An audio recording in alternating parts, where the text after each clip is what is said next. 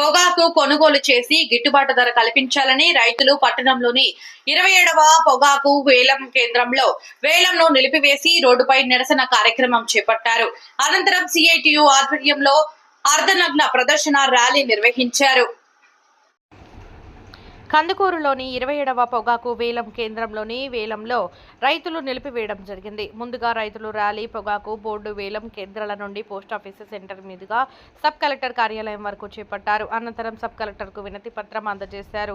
ఈ సందర్భంగా రైతులు మాట్లాడుతూ లో గ్రేడ్ పొగాకు కొనుగోలు చేయకపోతే మా పరిస్థితి ఏమిటని, ఈ సంవత్సరం బోర్డు ముగింపు దశకు వచ్చిందని, ఇప్పుడు కూడా నాణ్యమైన పొగాకు కావాలంటే ఎలా వస్తుందని వారు ప్రశ్నించారు.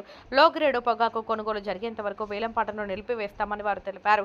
కేంద్ర రాష్ట్ర ప్రభుత్వాలు పొగాకు రైతులకు న్యాయం చేస్తామని చెబుతున్నారే తప్ప ఆచరణలో మాత్రం మమ్మల్ని పట్టించుకున్న నాదుడే లేరని వారు వాపోయారు. పొగాకు రైతుల సమస్యలను రాష్ట్ర ప్రభుత్వానికి తీసుకెళ్లి మాకు న్యాయం చేయాలని సబ్ కలెక్టర్ తిరుమణి శ్రీ పూజను కోరారు. ఈ కార్యక్రమంలో సిఐటియు నాయకులు ఎస్సీఏ గౌస్, జీవీబీ కుమార్, రైతులు తదితరులు పాల్గొన్నారు. సూపర్ వాళ్ళు బైర్లు కంపెనీలో వాళ్ళు ఒకటే ఒక కంపెనీ వచ్చింది.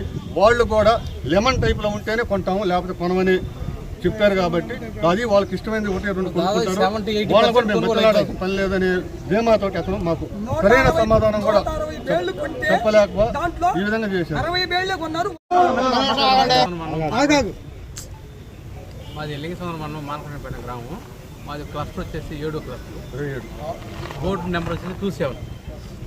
పొగాకు రైతులకి ఈరోజు యాక్షన్ లేక 970 బేళ్లు వచ్చాయి.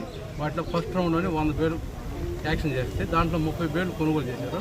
70 బేళ్లు లో గ్రేడ్ బేళ్లు నో బిడ్ పడ్డాయి. దాని గురించి మేము ఈరోజు నిరసన వ్యక్తం చేస్తూ పై అధికారులకి మాకు లో గ్రేడ్ పొగాకి సరసమైన ధర కల్పించాలని కోరుతూ ఈరోజు ధర్నా చేస్తూ సబ్ కలెక్టర్ గారికి మరియు ఇతర బోర్డు అధికారులకు ఒక మెమోరాండం సమర్పించాలని కోరుతూ సెలవు తీసుకుంటాం.